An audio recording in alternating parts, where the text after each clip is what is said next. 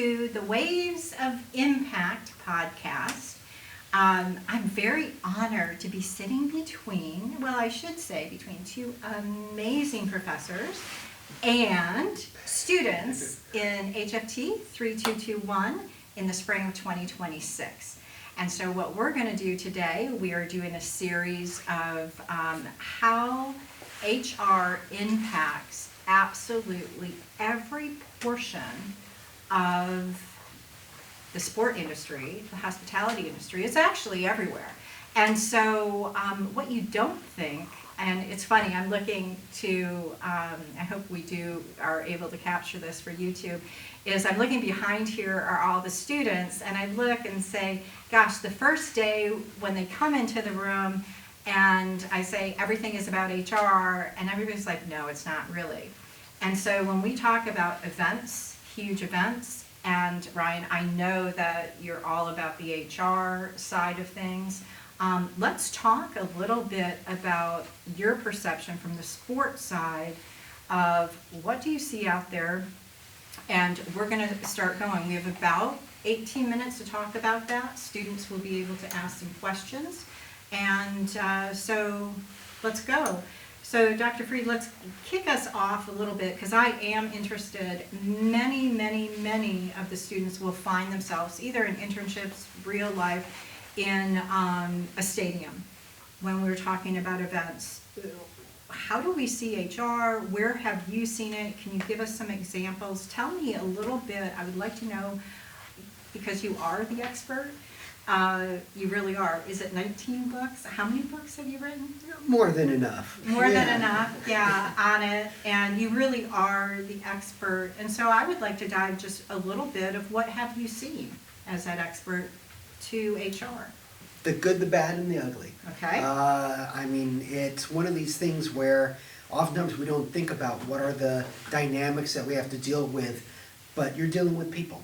And people tend to be broken, or will break, which means that there's going to be issues in terms of communication, in terms of ability to do a job, ability to understand what they're doing, ability to actually execute, even if they've been properly trained.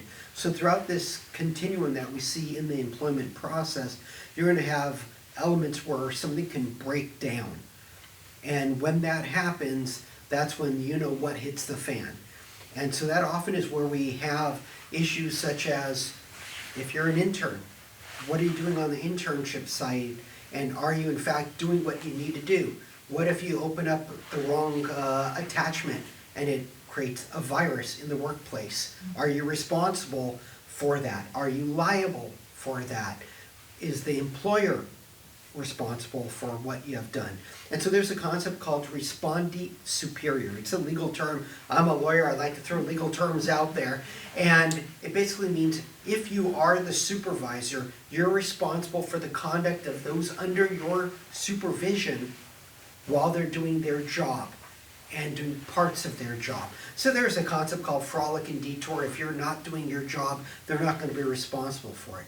But if you are an intern, if you're an employee and you're doing your job and someone gets hurt, they could sue you as the worker or intern and the employer, saying the employer is responsible for your conduct. So employers are very cautious about this because they're concerned that if you mess up, they're going to be responsible. So they're very concerned from the very beginning, and that's one of the reasons why they vet so carefully. Because if you bring somebody aboard who can't do the job and you assign them the job, that's negligent hiring. And so from the very beginning, they're cautious because they don't want to take on a potential liability concern. And so that is directly linked.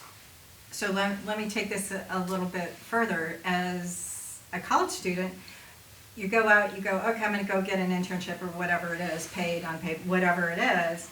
And you kind of don't think about that. And then you have to fill out paperwork. But that all goes back to HR process of making sure that you're covered as the entity if something goes on, especially in stadiums where many of the stadiums drink in and all of that, right, with guests or customers. Yeah, I mean, that's a huge thing.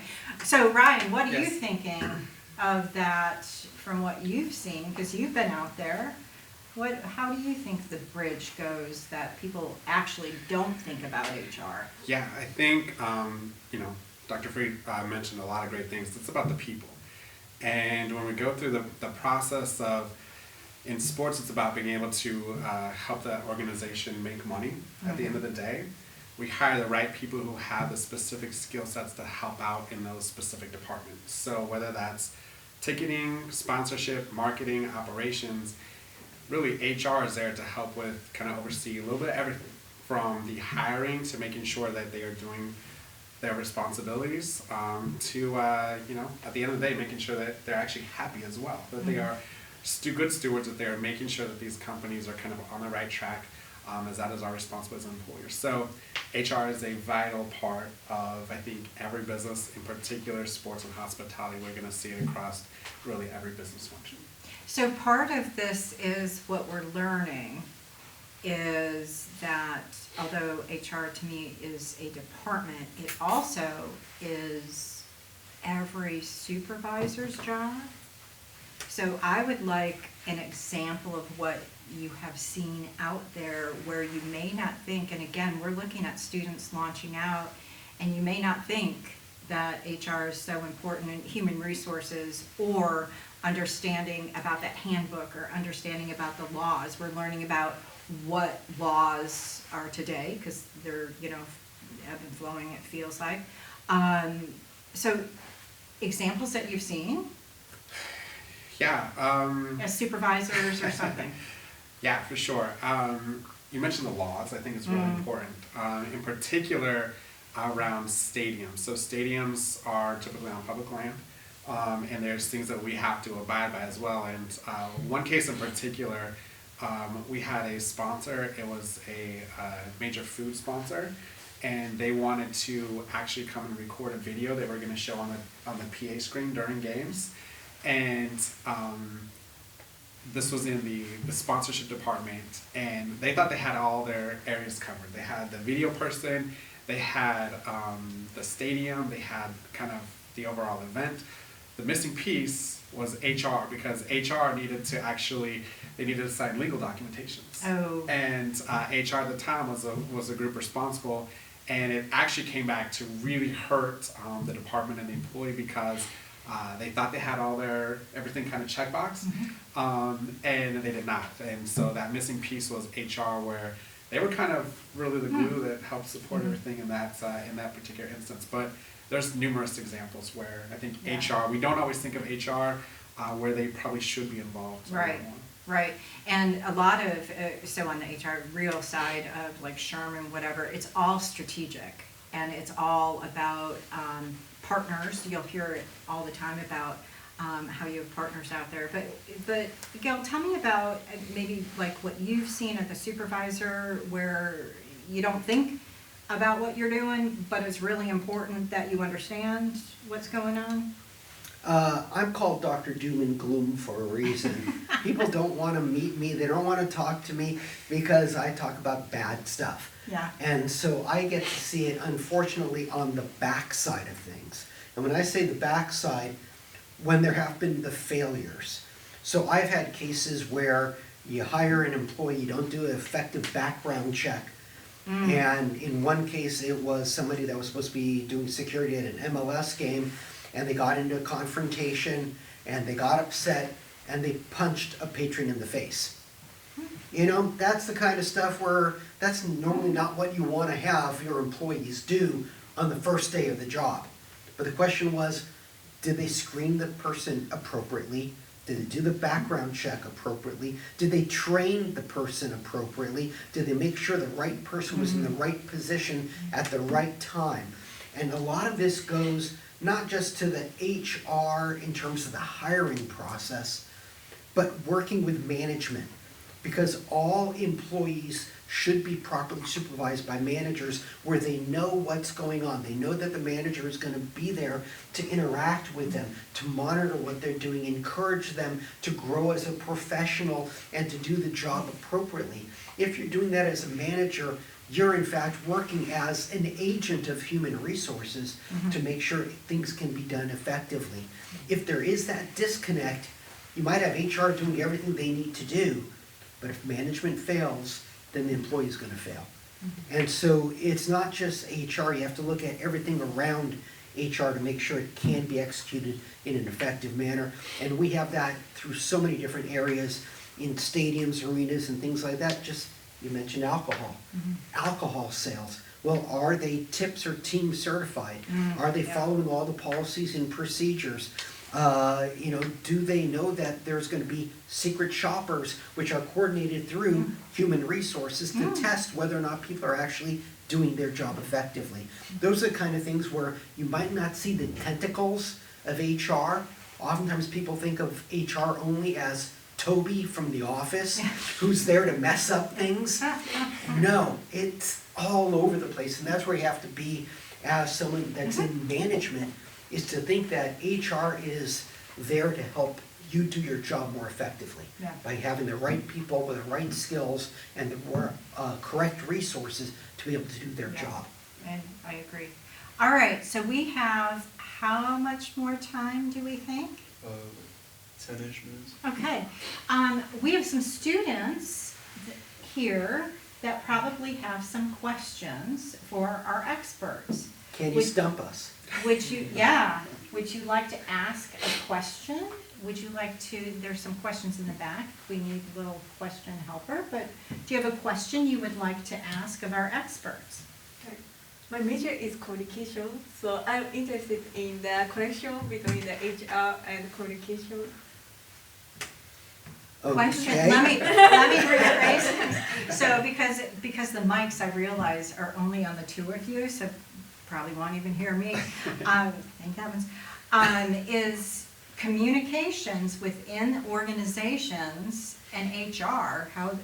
What are your thoughts on that? Go, whoever. Can we take? I'll take. You can start and then I'll finish up with the bang here. So I think really probably one of the most important things in the business world is communication, right? We have to be able to communicate with your team, with your department, with its superiors. Communication is vital, and how I envision HR is kind of being this know-all, right? The central hub where they are the ones who can get out information. Typically, hopefully it's kind of the good information that employees need to know, but oftentimes it can be bad as well. So, HR is sending out maybe weekly or monthly kind of newsletters. Maybe they're going to highlight certain things that the company is doing or strategic initiatives. Maybe they're celebrating birthdays, right? HR and communications is really an important part because they are the ones who are really helping disseminate information that the other employees need to know about. So I think as it relates to communications and HR, it's really important that everyone is kind of on the same page, and then HR can really get that information out effectively. And because I always forget what I'm going to say, so let me just interject something that, as you were saying that, one of our case studies is for the Blue Wahoos, and they hire a lot of, well, not hire, I don't know what they're called, but volunteers, right? So I was thinking about that. There's a lot of volunteers when we're talking about stadiums, and even we had that experience with Pensacon about so how does communication get out to the volunteers who are not exactly employees, but they are representatives, Anyhow, I just had that thought. That was not what you were going to say, so go ahead. But I can build up on that. Go ahead, you build on that. Because volunteers, you're liable for them just as you are for an intern or an employee. And for the intern, doesn't matter if you get paid or not, you're responsible for their actions. What I might say is possibly controversial, and I'm all for controversy, so I'll say it. Go for it. Better you than me. Most communication in HR is worthless and a waste of people's time. And the reason being is that, I don't mean to shock you there. how many of you get emails from HR and actually open them and read them? Almost no one, in fact, reads them. How many get an employee manual that's this thick or maybe that thick, however big, and they actually don't read it? And the reason being is that we're inundated. We have so much communication coming to us at a given moment that we can't process everything. So HR needs to be, if they're effective, a good gatekeeper of saying, I'm only going to share critical information. Not that I don't care if my colleague is having a birthday, but I don't need HR telling me that. I need them to tell me what do I need to do today in order to do my job effectively, rather than to get 30 emails that I'm just going to go delete, delete, delete, Yeah. delete, and not actually read. And so that becomes part of the process of how can HR be more efficient. And if it's not efficient, it's wasting people's time. And that's why one of the first elements within any organization that gets cut is HR. Because a lot of people feel like, well, what value does it have? They see the value in terms of the benefits. If it's costing them money in terms of additional benefits, you might hire more HR people to try reducing costs. You might have, the SAPs and all the different things that you might have for being able to provide services to employees. But if you're looking at day-to-day operations, oftentimes it's left in the dust because it doesn't drive profit for a lot of organizations. So they see it as a waste from upper management, and that's why they often cut it. But if it's done effectively, it could be your godsend. Because if you can get people motivated, passionate, interested, living internally the organization, they're going to be much better employees.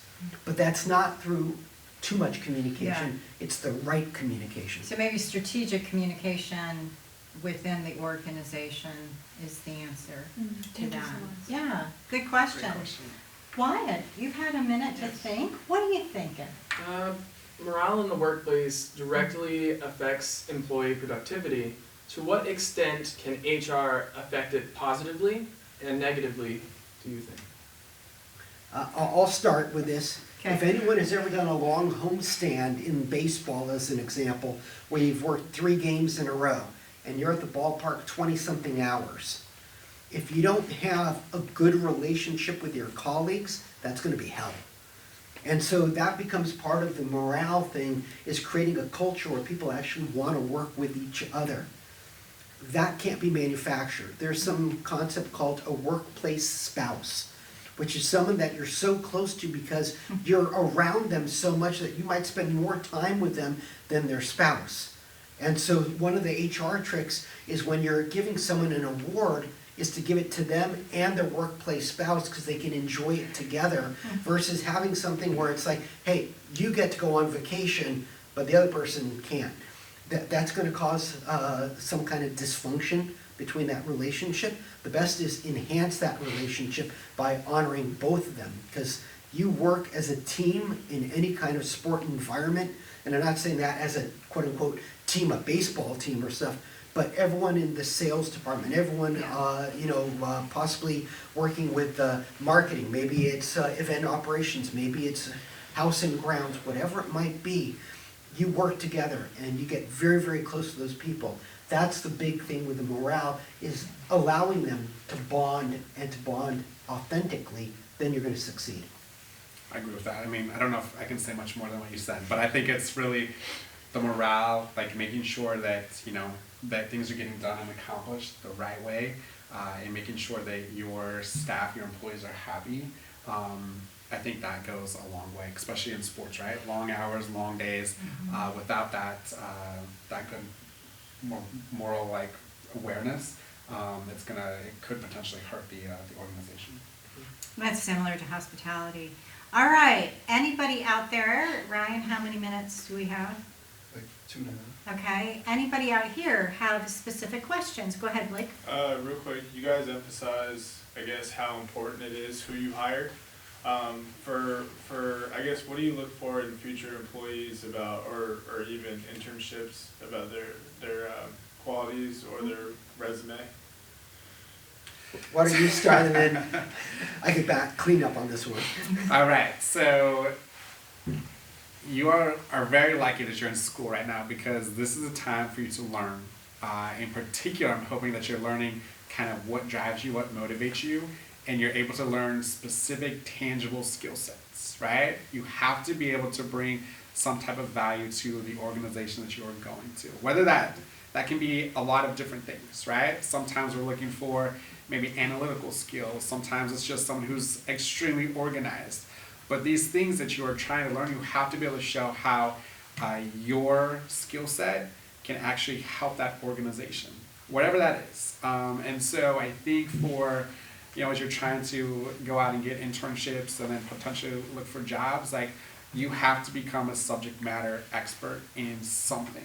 Whatever is kind of your driver, your motivation, you have to become the expert and be able to show that you can bring value to that organization, or it's going to be a long road for the company and yourself. So I think what really helps is having something that you can kind of call your own and having a very strong, just tangible skill set that works for you. And be passionate about whatever that could be, because this is a big world and we're all different, right? So, all right, what do you think? Leave it to the lawyer. So it's Doom and gloom. Go Yeah. ahead. It's important to have the soft skills, the communication skills, writing skills, patience, empathy, all those kind of things. But if I were to talk to a prospective student who's looking to get a job, I'd say, instead of you thinking you're there for a job interview, think of it like you're trying to interview them. Because you're trying to set up the right environment, because you're trying to create an environment where you have someone who's going to be your champion and advocate. The poor bosses and poor leaders hire people that are not going to outshine them. They don't want to look bad. So they want someone who can toe the line, do the job, but don't outshine me. When I hire, I want to hire someone that's going to be better than me, that will hopefully kick my you-know-what into gear and force me to go to a higher level. That's what I look at when I'm trying to find somebody, is someone who's going to say, look at, I can make you better. And if they can make me better, they're going to make the whole organization better. And those are the people I want versus those that are just going to be, hey, I'll just do the minimum to get through. I want those people that are excited and motivated and, willing to have this as their career and ability to grow themselves as a person. That's who I want. And so that's what I look for, and HR departments are constantly striving to figure out who has quote-unquote leadership potential. And you want an organization that can see that in you and will foster that in you and give you the skills and ability and the resources to accomplish that. And I'm going to add to that just a little bit of career. So when I look at all the students that are launching out, whatever, if you're however old you are, if you're 40, if you're 25, is this: there has to be some sort of alignment. There has to be some sort of where you think that it's going to lead to another place.